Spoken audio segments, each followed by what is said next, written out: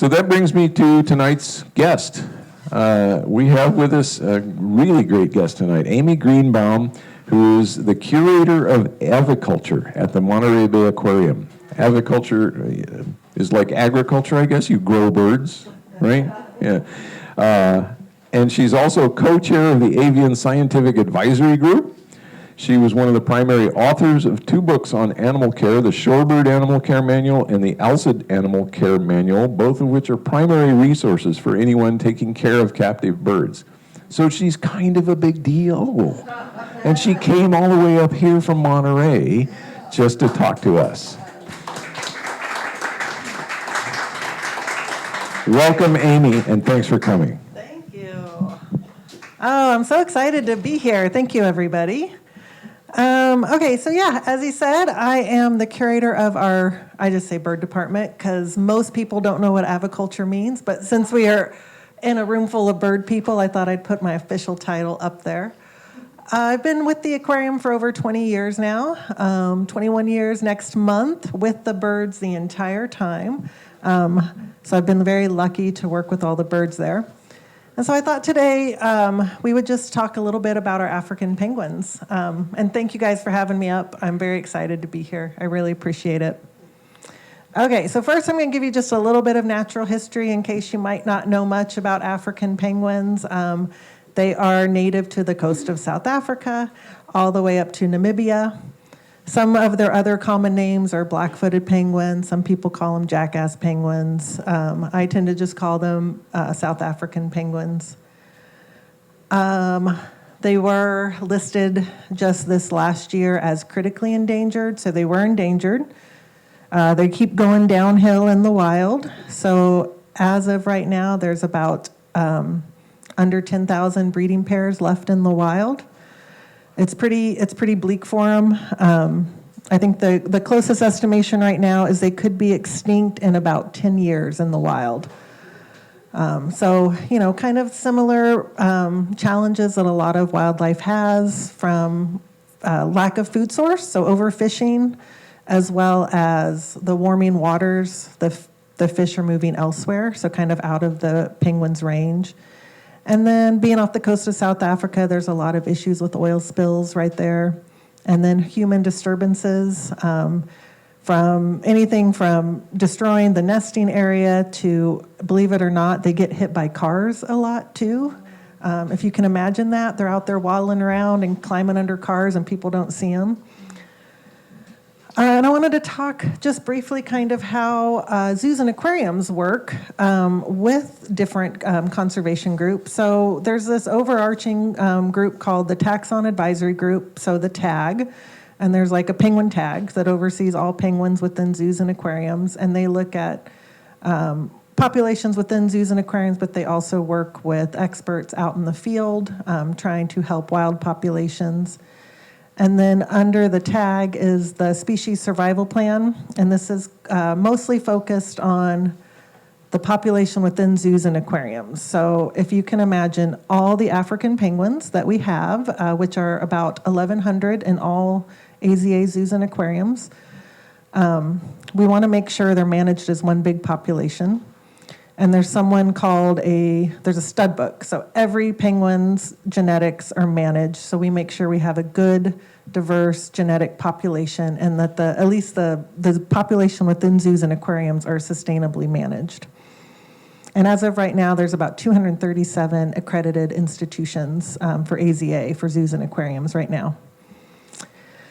And then one of the places we partner with is called Sandcob. And so this is a rehabilitation in South Africa. They rehabilitate all seabirds, but focus a lot on penguins.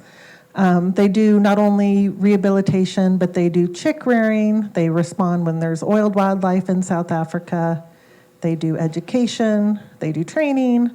They do a lot of research, and they actually pay to employ rangers. So there's rangers out there within the populations of penguins, so that way if they notice a sick or hurt bird, they can respond very quickly. Last year, that organization took in about 2,400 seabirds and over 1,100 penguins. So they're very, very active. With the chick bolstering project, they take in a lot of chicks that have been abandoned. Mostly when the parents don't have enough food, they just kind of give up and leave their chicks behind. So they take in the chicks and they rehabilitate them and wait till they grow up and then release them back into the wild. They've taken in almost 10,000 chicks since 2006. So it's a great organization. And luckily, the aquarium helps support them by sending staff out. So I was lucky enough to go out there a few years ago for a few weeks and help rehabilitate the penguins. And we just have a fun little video I thought I would show that talks about the work there.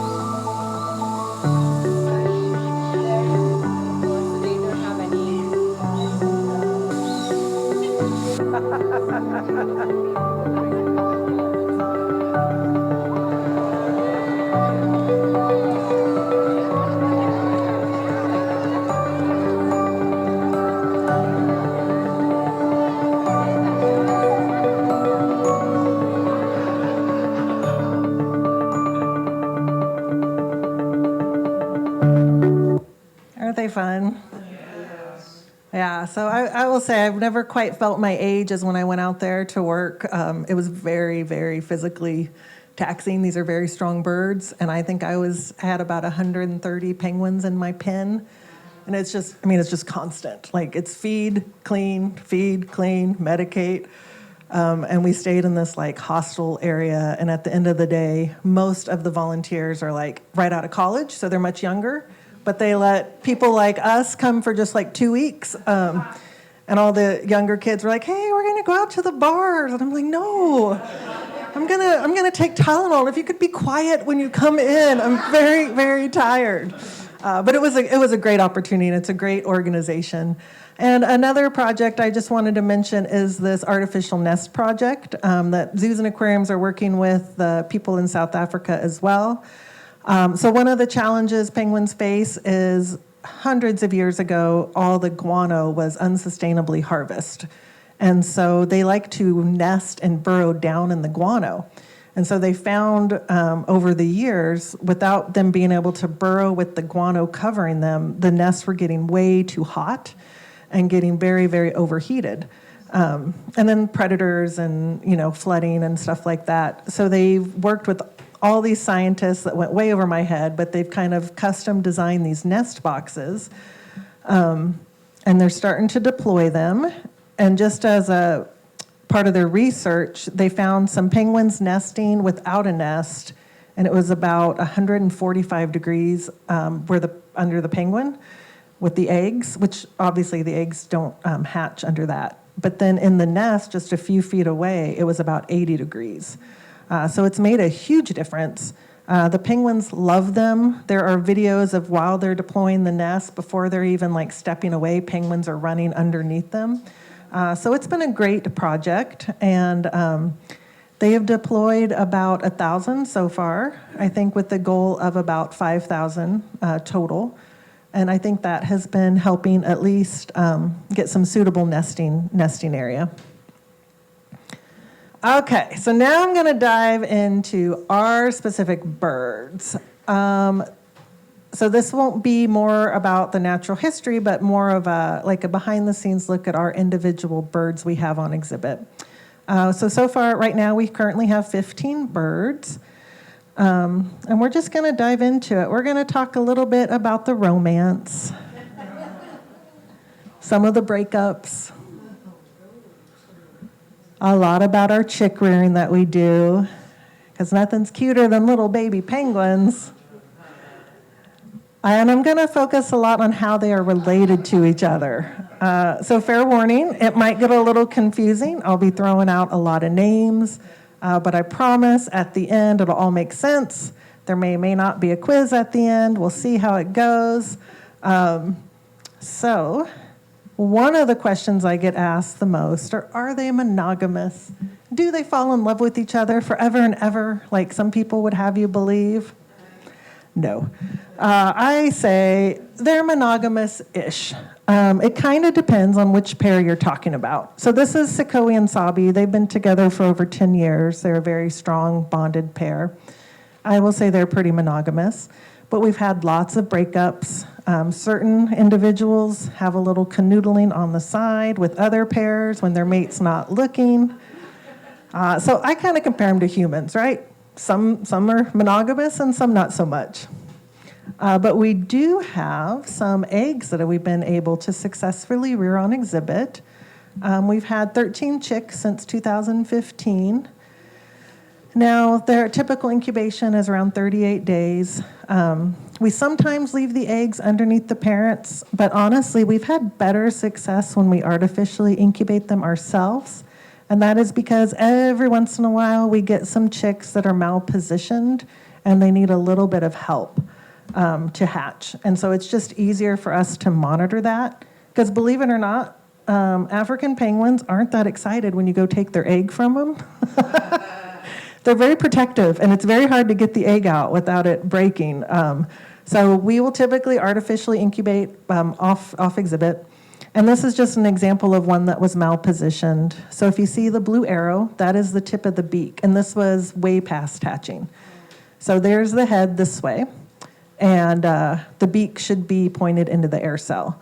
So we knew something was wrong because it wasn't hatching the way it should be, and it actually pipped over on the side. So we stuck it under the x-ray, and we realized it's going to need some help. But luckily, I can go in very, very carefully, help get these penguins out of the egg when needed, and it doesn't happen too frequently. But it's a little bit harder than, just breaking the old omelet for breakfast. There's lots and lots of blood vessels. But thankfully, I've been pretty successful at being able to get them out of the egg. Aren't they cute? Yes. Yeah. And now once they hatch, what we do is we stick them right underneath the parents. And we let the parents do most of the hard work for us. Now, we may not use the genetic parents. We use a lot of foster parents. And that is because, once again, just like humans, not all people make good parents, and not all birds make good parents. So we have some pairs that are not the best at it. And then another reason we would use foster chicks is because their typical clutch size is 2 eggs. And as you can imagine, it's a lot easier to raise 1 chick at a time than to raise 2 at a time. So we will take 1 egg and give it to another pair that has laid an egg around the same time. And they take to it very, very, they do great. They do a great job with fostering. So once they're underneath the parents, they grow and they grow and they grow. So we don't feed the chicks. What we do is we feed the parents more food, and the parents regurgitate into the chick. Now, we will do regular vet exams once or twice a week. We pull it out just really, really quick on exhibit. Our vet will give it a quick check. We weigh it, make sure it's growing. Here's just an example of the weight of one of our chicks for the first 75 or 6 days. They grow very, very fast.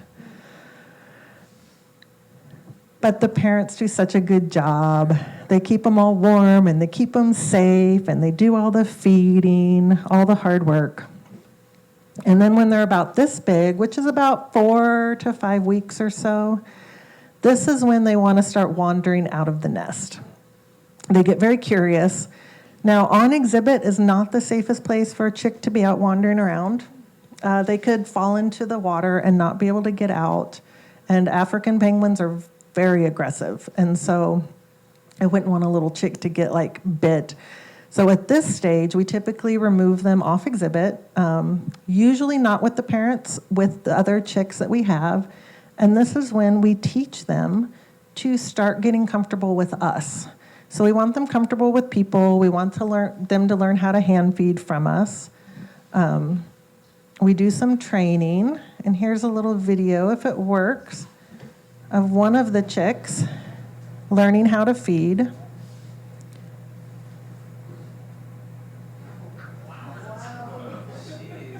Yeah, they catch on really quick. It only takes a few days from wait, you're not regurgitating in my mouth? To, oh, no, I got this. And then he's very good about saying, no, I'm full, I'm good. But they eat about 10% of their body weight every 2 to 3 hours, from dawn till dusk. So that's when the long hours start for us, as we come in early and stay late to make sure they're getting plenty of food, which they do. Let's see. And then we teach them to swim. Now, they know how to swim. They're not like humans where we have to flap their wings and kick their feet. But what we have to do is make sure they can navigate the water. So in the wild, if they were out, they would wander out into the ocean and, just have the whole beach to come back out and follow all the other birds. In zoos and aquariums, they can get out of the water easily, but there's certain spots they can get out of. It's not like the whole area. So they have to kind of learn to look which area I can get out and how to get out of the water and just get comfortable with it. So usually once they've molted their down off their belly is when we start introducing them to just really brief times of water. We can't leave them too long because they're still very downy and we don't want them to get cold. But we want to make sure they're nice and comfortable with the water, which they are. And then we do training. So all of our adults are trained to step up on a scale on exhibit, so that way we can monitor their weight. They have the choice to participate. So we wanted to start teaching them that nice and early. So yeah, it just gives us an opportunity to get them comfortable with us, learn how to be a big bird. And then when they're about 80 days or so, it's time for them to go on exhibit. Now, typically, there's about 5 birds from the colony that I know from experience tend to be the most aggressive towards new birds. They're very obnoxious. So what we've started to do is we pull those birds behind the scenes with the chicks, and what we do is called a howdy. So we put them to where they can see each other but not actually get to each other for about a week or so. So that way the meanest of the African penguins see the chicks, see them, get used to them, and then we start to do a slow introduction off exhibit. So that way we're there the whole time. So if they get aggressive and start attacking the chick, we can kind of make sure the chick doesn't get hurt. But we have found this to be a very successful way of making the actual introduction on exhibit much easier, because the more aggressive ones get used to them off exhibit, and then we put them all on exhibit together and they're already used to the chick and they don't get harassed on exhibit. So it works really well. And then they stay with us usually for the first year or two until they get sexually mature, and then we will work with that SSP. So we don't necessarily keep all of our chicks that we've hatched. We will work with all zoos and aquariums, and the SSP will look at the genetics and say, okay, why don't you send this bird to this place because it's a good genetic match for this individual. But it works out really well. Okay, so this is Walvis. She is our rock star foster mom. She has raised more chicks than any other pair, over 9 chicks, with her mate, Boulders, but he just passed away a couple months ago. But they were so good at being parents, so we used her a lot for all of our fostering. And she is related to a few of the males on exhibit. She is Durbin and Carews' niece, and she's Dassin and Pringle's and Sequoia's cousin. And she was related to her mate. So that is why we just use them for fostering. We weren't going to let them breed because, well, ew, yeah. But she hatched in 1994 at the Audubon of Americas in New Orleans and came to us at the aquarium in 2000 when we first opened our splash zone exhibit. Now, she is the foster parent. She helped raise Amigo, who is one of our males on exhibit. He hatched in 2016, and he is paired with Elizabeth now. So how can you tell males and females apart? It's very hard. The males typically are a little bit bigger and may have a little bit thicker beak, but it's not a for sure thing. There are big females out there and there are small males. So we do blood and do DNA sexing, but we band them differently. So if they have a white band with black letters, that means they are male. And if they have a black band with white letters, that's female. So the joke is the males are white and black and the females are black and white, and it's super obvious. Now, Amigo's genetic parents are Bee and Geyser. And now normally I wouldn't call out individual birds this way, but since this is a small group, I will go ahead and say when I was talking about the parents that aren't necessarily good at chick rearing, I'm talking about Bee and Geyser. It is not uncommon for them to get bored about halfway to 3/4 of the way of incubation. So normally, one parent always stays behind to incubate the egg and make sure it's safe, never leaving it unprotected.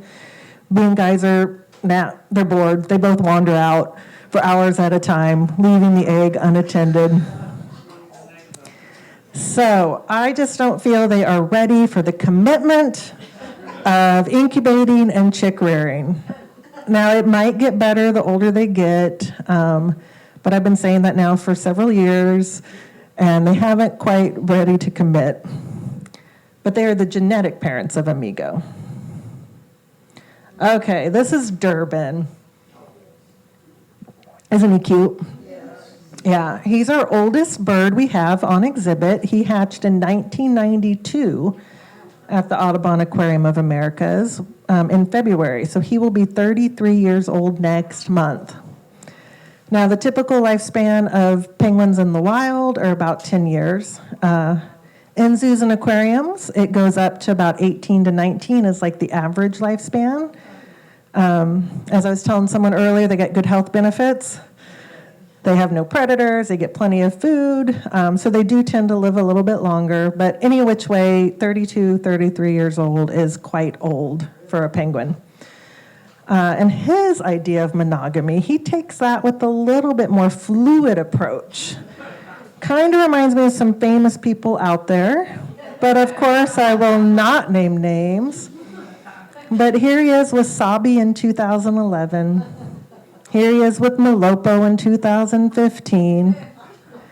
And here he is with his current mate, Velma. So I don't know what happens. I don't know if he ditches them or if they don't like him, but I can't imagine it because Durbin is one of the sweetest, cutest little penguins we have. But he definitely does hop around a little bit. Now, Durbin and Carew are brothers. And Sequoia and Dassin are brothers. And then Sequoia and Dassin are nephews to Durbin and Carew. So that's how the four of them are related. And I want to talk a little about Sequoia and Carew. So when I first started, these two males were very young. They didn't have mates yet. They were only a few years old. And it wasn't uncommon to see them paired up, like grooming each other or always kind of hanging out by each other. Now, since they've grown up, they have their own mates. They've kind of separated, but every once in a while, you'll walk over and they'll be hanging out by each other, just grooming each other, kind of checking in. They kind of have this nice little bromance or BFF thing going on. It's very sweet. But Sequoia is now paired up with Sabi, and Carew was paired up with Messina. And they are the parents of probably one of our best known, most famous penguins we have, which is Ray. So if you're not familiar with Ray, she hatched in June of 2014, which puts her at 10 years old now. But when she hatched, she had some health issues. So she actually hatched with this genetic issue where she's blind in one eye and she had cataracts in her other eye. And so we eventually did cataract removal surgery, and it worked wonderfully. But she still needs some specialized care. So she gets eye drops twice a day, every day. And even though she can see pretty good out of her, quote, good eye, when we feed the penguins, we feed a lot by just broadcasting the fish in the water because we want them swimming for their food like they would in the wild. But she has a hard time finding the food. It's just kind of busy with all the penguins swimming around and fish. But we still want her to swim for her food. So what we did is we've taught her to go into the water on command, and then she swims over to the edge, and then we just squat down and hand feed her. So she's navigated quite well. But the reason she's so well known is because she loves people. And she comes out and does a lot of different like VIP events and encounter and video stuff. So if you ever like see anything about penguins at the aquarium, it's most likely Ray. Now people always ask me, why does she love people so much? Is it because you're just so awesome? Yes, I think that's part of it. But I think, and this is just a guess, is when she was first integrated into the colony, she really couldn't see very well. And so penguins communicate a lot by gestures, and it's very subtle gestures. So an arch of the head this way might mean, hey, I like you. And an arch of the head this way might mean, hey, I'm going to bite you. And so before we did the surgery, we put her on exhibit, and I think penguins would approach her, and she wasn't sure because she couldn't see that well. She's like, I don't know what you're trying to tell me, so I'm just going to bite you. So if you're an African penguin and you get bit, guess what? You're going to get bit back. So she did. She got bit by the adult. She kind of got chased. It was nothing too bad. Like, she never got hurt. But I think she just felt very safe and comfortable with us because as humans, we're very like obvious with our communication. So I think that's one of the reasons she really likes people. And I could just be making it up, and it could just be her personality. But luckily, even after we did the surgery and she's integrated quite well into the colony, she still really loves people. So it's not uncommon for her to take walks around the aquarium with me before the public gets there. Now, if you didn't know this, when COVID hit, the aquarium was closed for over a year.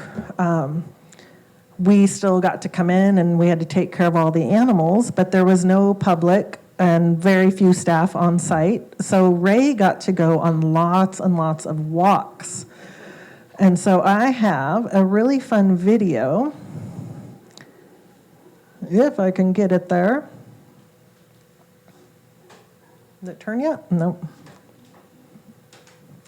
Well, I'm getting that little circle of death, so we'll just, I got to close the program or restart. Okay, so let me close it and open it back up. I got a Microsoft PowerPoint is not responding. It didn't like my cute little video. We'll try it again. Let's see.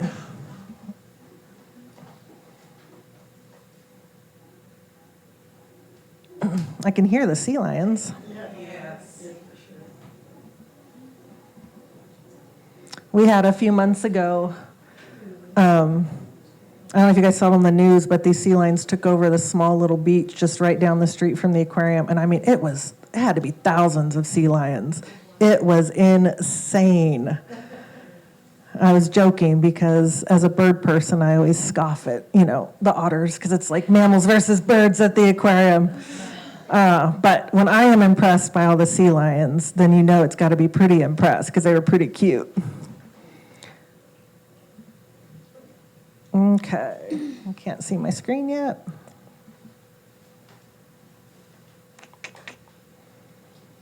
Let's see if it's gonna work.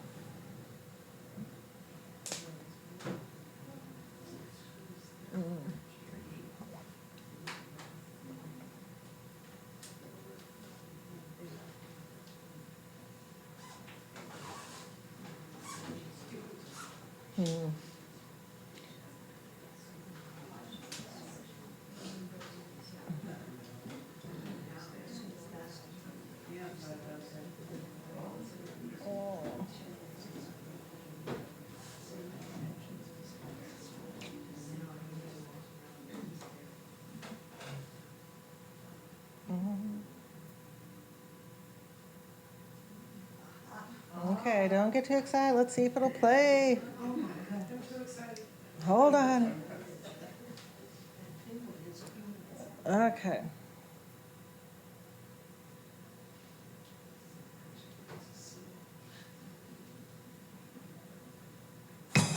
There we go. Yay!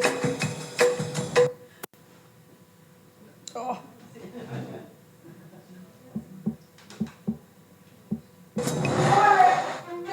Well, it might be a little glitchy, but we'll try it.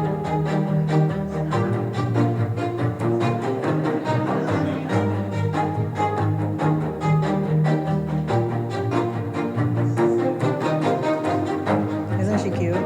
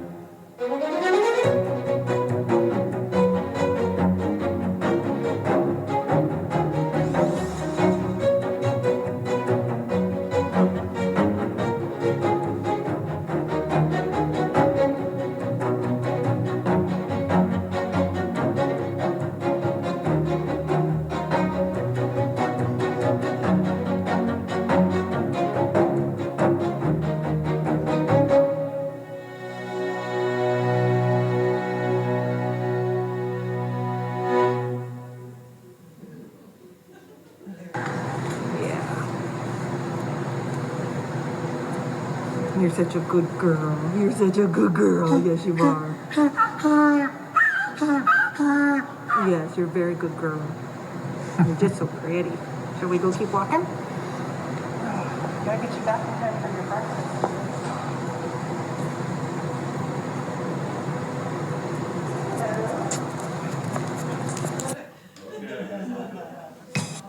Isn't she cute? Okay, so she has integrated lovely into the colony, and she even got her own mate. I think it was also during COVID, which is Dassen. And I will say, the first time, so I've literally been with this bird since she was inside an egg. And the first time I saw her on exhibit copulating with her mate, I was a little like, my eyes. But I will say I'm very happy for her. I've got used to it. Dassen is a wonderful mate. He's very, very protective of her. He does a great job. Okay, so I think we all know where we were at during the great breakup of 2005. But little did you know, we had our own great breakup not yet 10 years later. That's right, Messina and Carew broke up. Now, I don't know what happened. Messina just decided to walk past Carew in the nest one day, went all the way up, and she chose a new mate, which is Pringle, who she is still with today. But don't worry about Carew. He recovered quite nicely, and he is now paired up with Malopo. Okay, so that is our 15 birds, and don't worry, I'm going to summarize it just in case there's a quiz.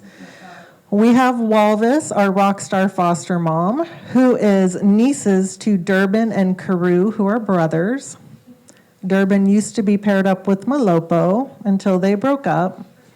Carew used to be paired up with Messina. They had Ray, and then they broke up. What can we say? Sometimes children are hard on relationships. But don't worry, Malopo is now paired up with Carew. Apparently she likes to keep it in the family. And Messina is with Pringle. Durban also used to be paired up with Sabi until they broke up. And Sabi is now paired up with Sakoi, who is brothers with Dassen, who are both, remember, nephews to Durban and Karoo. And Dassen is mated with Ray. And Durban's current mate is Velma, and we wait anxiously to see if he has finally found his one true love. Off to the side, not related to any of those, are Bee and Geyser, who are the genetic parents of Amigo, who is paired up with Elizabeth. So there you go, our 15 birds. Makes perfect sense. Okay, so before I question you guys, I thought I would see, do you guys have questions for me? What's those bristles? Oh, the bristles on their tongue? Yeah, they have these toothbrush-like bristles that are all aimed towards the back of their throat. And so it just helps hold on to fish, right? So, but yeah, their tongues are super, super cool looking. Yeah? Are you concerned with when a baby is born, that they don't, fixate on a human? Yeah, we were like imprinting. Imprinting? Yeah, so that's why we leave them with the parents for the first 3 to 4 weeks. That's usually when they would imprint. So we want them comfortable with us, but we want them to know that they're a penguin. So yeah, we are pretty careful with that. And I was telling someone earlier, so we have common murs with our puffins in another exhibit, and the murs are great because we can't leave them on the eggs on exhibit because, as you probably know, murs are they don't nest in like cavities, they just nest out on the open ledges. And what is more fun to a puffin, who are very curious, playful, as really pretty colored eggs. So we have found we have better success pulling the mur eggs, incubating them, and we rear them off exhibit. And what's neat about my experience with murs, and I'll just say my experience, is they don't tend to imprint on us. We'll raise them until they're about 2 weeks old.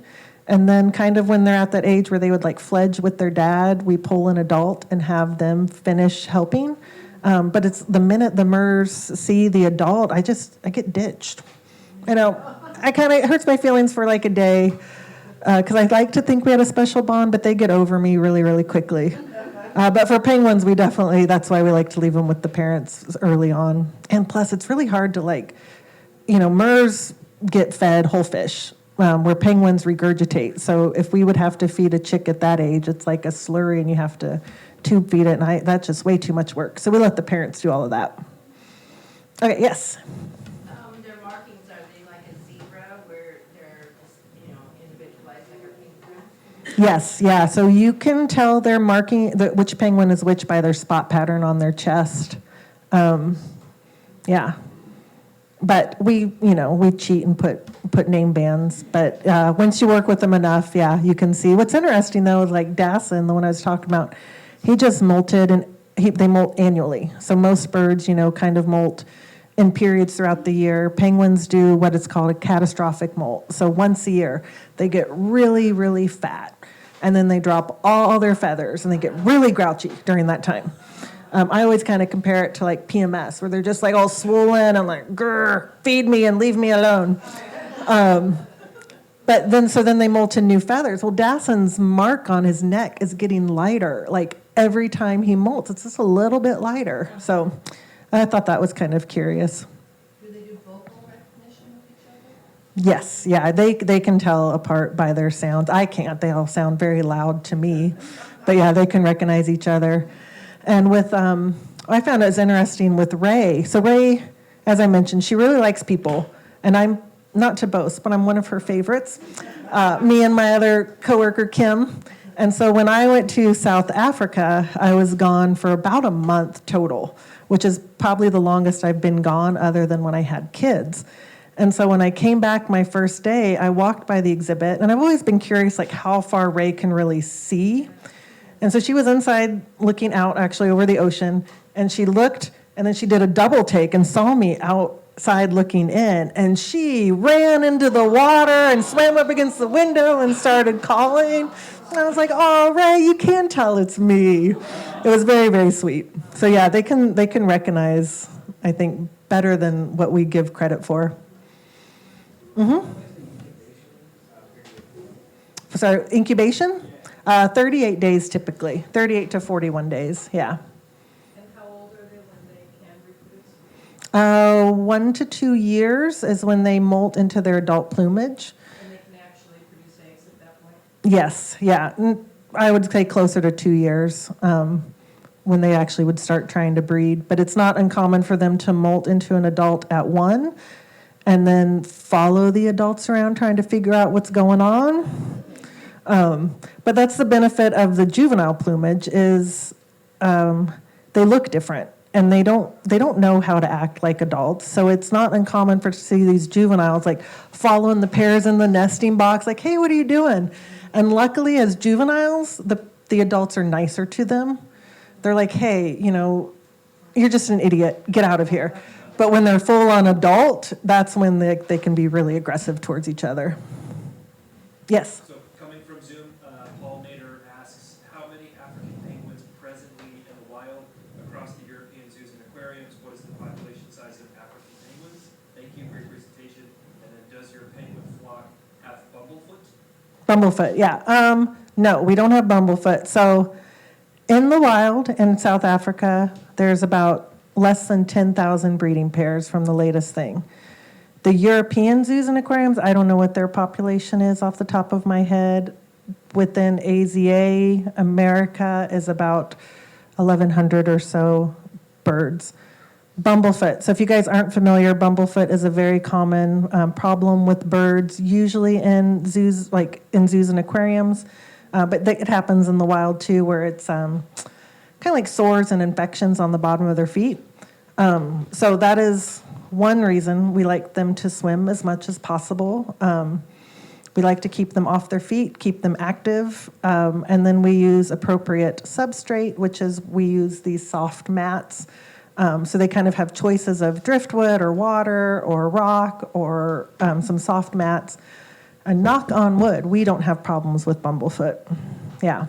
And it's the same with our shorebirds. Shorebirds, we use sand, and we have to keep that sand very, very clean. And we are lucky to have very good feet. Yeah. Yes. No, we don't use ice to keep the water cold. We may use ice for just enrichment, for them to play with, like ice cubes. But we are lucky enough that we can pump in our water directly from the bay. So our water is whatever the bay is, which is usually in the 50s. Now we have to go through lots of, because they're not native. So the way the aquarium works is we pull water in from the bay, it goes to the whole aquarium, and then it has to go through exotic treatment. And then we have to get the water at the exact same temperature as it was when we release it, and then we can dump it back into the bay. So very strictly regulated how we do that, especially because they're not native. We don't want to introduce any, disease. So it goes through like UV sterilization and all of that. Yeah. But South Africa is very similar temperature-wise to Monterey. So yeah, we don't have to chill the air. We don't have to chill the water. All right, I saw more hands. Yeah. Can you talk a little bit about your DNA when you do it? Because you have a colony, and you mentioned that they switch mates, and how you keep track of that and also make sure that they don't breed with something that is related to them? Yeah, so every bird is in that stud book. So that's someone's job out there, and it's not mine, is to look at the genetics of every African penguin within zoos and aquariums, and so they track it that way. So we take blood to do sexing to find out if it's a male or female, which actually we can...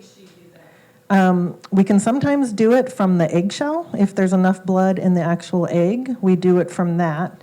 Otherwise, we wait until close to fledging, just because the way our vet takes blood is from the neck. So we make sure they're a little bit bigger, and it's just a little safer for them. So if we're lucky, there's enough blood in the eggshell from when they hatch, and we can send that out to a lab. And then how do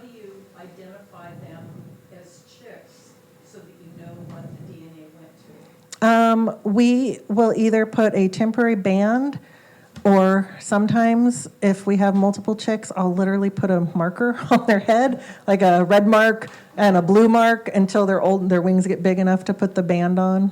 So it just kind of depends, whichever seems the best way that's safe for them.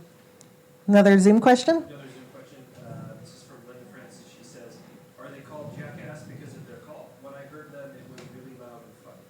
Yes, yeah. So that is why they are called jackass, because they kind of sound like the brain of a donkey. Yeah. They're very loud. Yeah. Yes.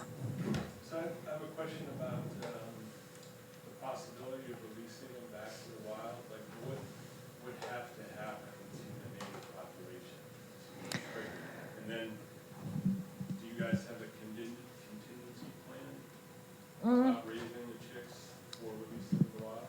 Yeah, so if they were to get released in the wild, obviously that's a huge undertaking that involves a lot of like government regulations. From my perspective, there's not enough food for the wild penguins. So why would we put more out there if they're just starving, like literally starving to death? So hopefully what'll happen is things will get better for the wild population, and if the numbers don't dwindle enough, they will be able to recover. But we do have this really good population within zoos and aquariums. So for birds that are released into the wild, they would be treated completely different, right? So we wouldn't want them used to people. We wouldn't want them hand feeding. We wouldn't want them like coming up to people. So for example, I used to do rehabilitation with the western snowy plover, which is a little threatened shorebird. And those were eggs or chicks that had been abandoned, and the goal was to release them into the wild. So we were very hands-off. We didn't go as far as like wearing masks like they do with the sea otters, but when it was time to clean them, we caught them up and we'd put them in a box. So it was all very negative anytime they saw us. We were like, look, we're gonna catch you and put you in a box. And so they didn't like that. And then the way we fed them was these chicks are obviously very different than penguins, but you start with the really small enclosure because normally they would have the adults lead them to food. So we made the food very obvious in a small enclosure, and then as they got bigger, we would increase bigger enclosure, and then all of a sudden there was no more food in dishes, and they would have to scatter, find it like they would in the wild. So it's very different when you're talking about releasing into the wild. So that is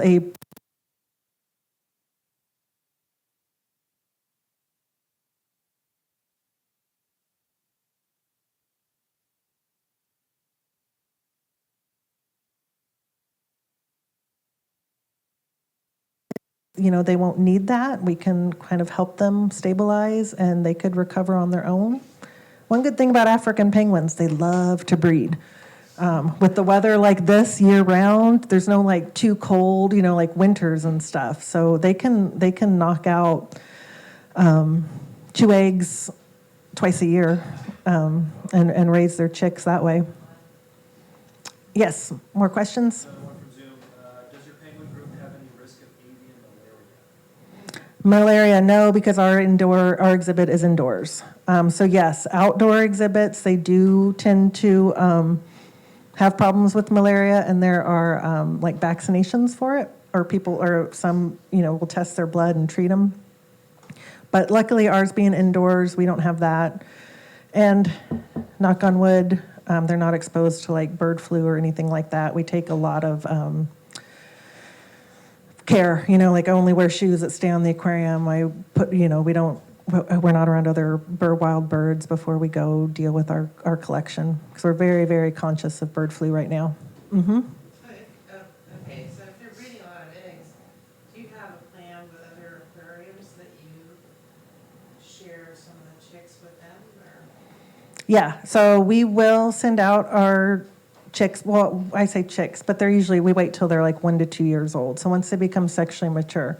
So our latest chick was Jerry, and we just sent her to Maryland Zoo. She turned 2, and there was a good genetic match for her, so we sent her there to be paired up.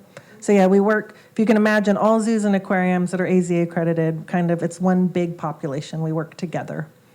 Yeah. Do you ever work with any of the other penguins?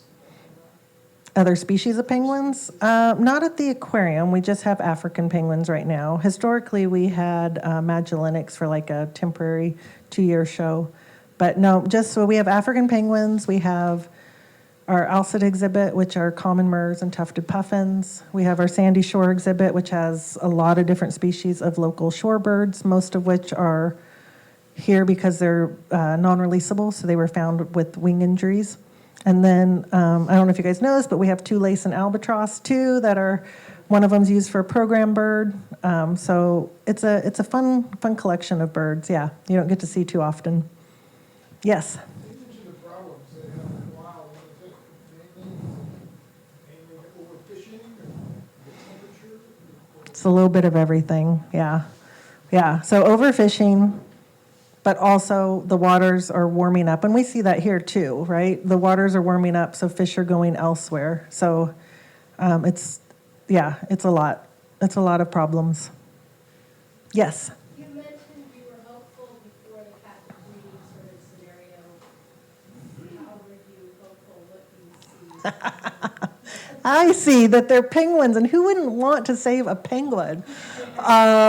So within zoos and aquariums, they are working a lot with the African government officials, making a lot of policy changes, trying to do no fishing in their zones, and trying to do the I forget the term for it, but where oil boats like transfer oil out in the bay. So they're trying to change regulations, and then these artificial nests will hopefully help with the lack of suitable nesting area. So it's all human-made issues, and so I'm hopeful that humans can help fix them. That's the way I look at it. Yeah. Yes. How did you get into this job? How did I get in this job? Well, I am originally from Kansas, so I will say this. I will share my journey, but I want to stress there are lots of different ways for this to happen. My degree was wildlife biology. I've been working with animals since high school, like walking. I was cleaning vet kennels, so I was just doing anything I can to not be with people and just work with animals. And so I got my degree, and then I volunteered at a wildlife center, and then I volunteered at our local zoo, and then I got hired on. And I used to work with birds and primarily chimpanzees. And then about 3 years into it, I was like, I want to just work with birds. Forget those mammals. So I got offered a job here and kind of worked my way up.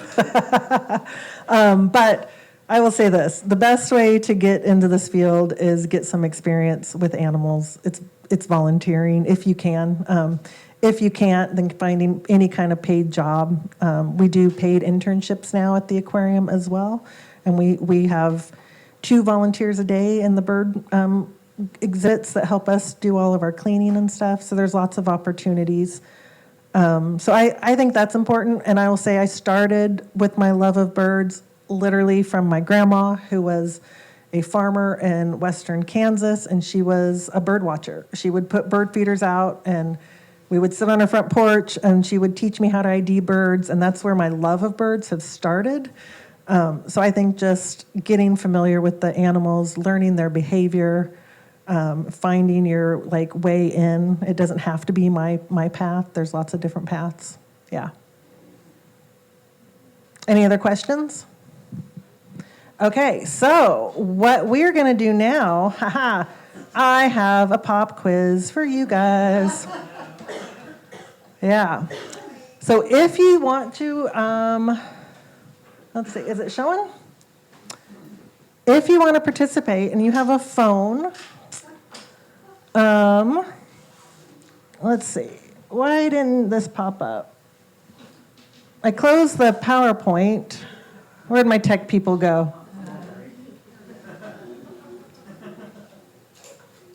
Well, I'll give it a second. Anyway, you can go to menti.com. So MENTI.com.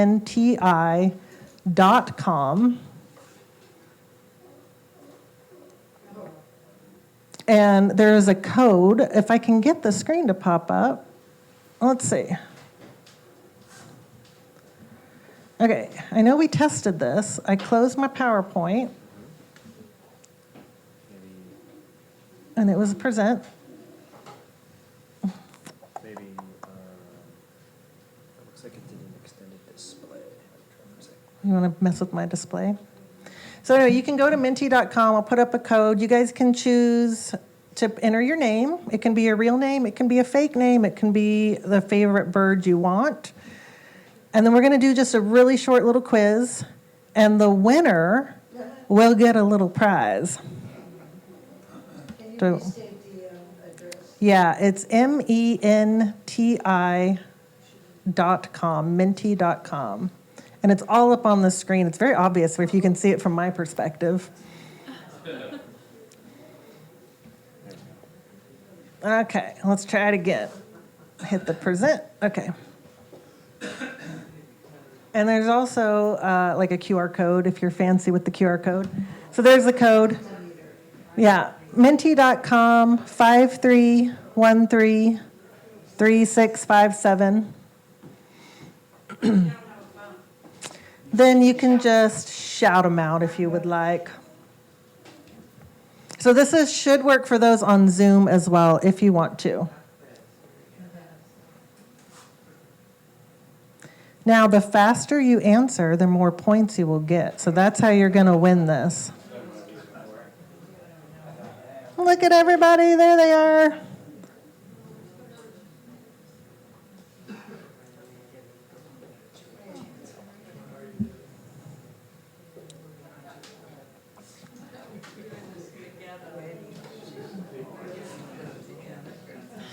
Okay, we ready? We good? Okay. How many penguins do we currently have?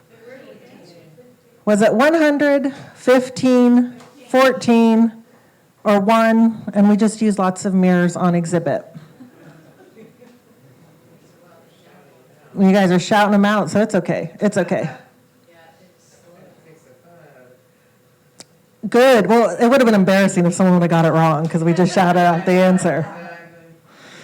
Okay. Question number 2. You can shout it out at the end. Give everyone a chance to open or answer. How many mates has Durbin had? Was it 27, 2, 3, or too many, Durbin? Just pick one and settle down. And the correct answer was 3. Woo!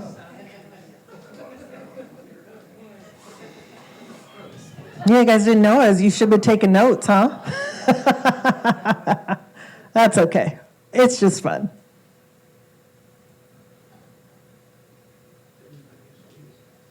Question, did I do question 3? Yeah. Did I skip? Okay. Okay. I feel like it skipped. Who has fostered the most chicks? Oh, who was it? Was it Walvis, B, Pringle, or Mr. Popper from Mr. Popper's Penguins?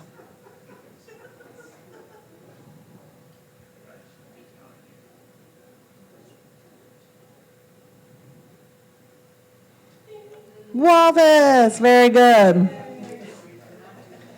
I'm going to go back a second. I feel like I skipped a question.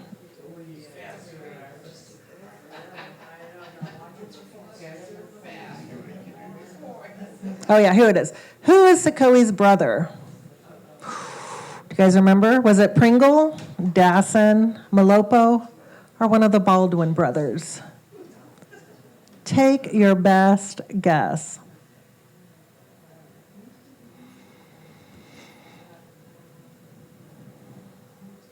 Dassin, very good. Ooh, it's getting harder, huh? People didn't, yeah. Okay, we did that one. Sorry, I skipped one. I hit it too hard. Okay, question number 5, which is our last question. What is this penguin's name?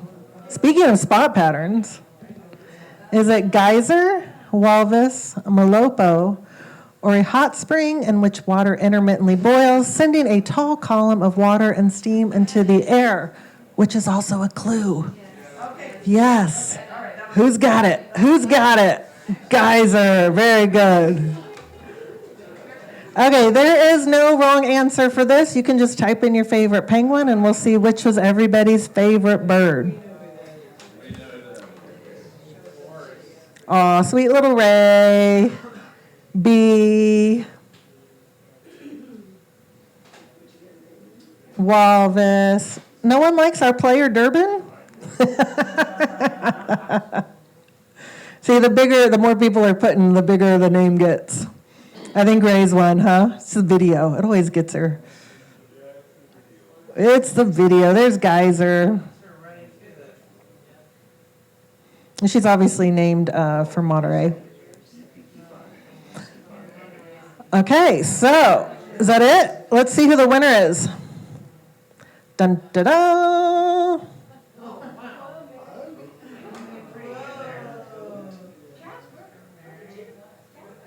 Casper, who's Casper?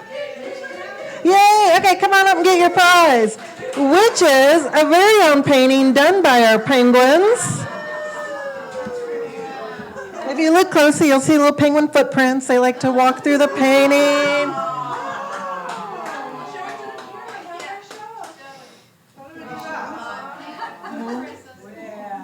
I don't know, just look at the cameras.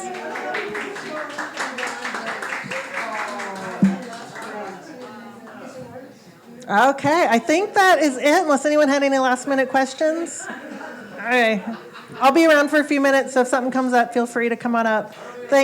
Oh, yes. How do you not just walk like this all the time? I do, but it's just because I'm getting old and stiff from cleaning so much. No, they're very fun. They're very fun birds. And I will say, being in South Africa, after working with them in zoos and aquariums for, 15 years before I got to see them in the wild, was amazing.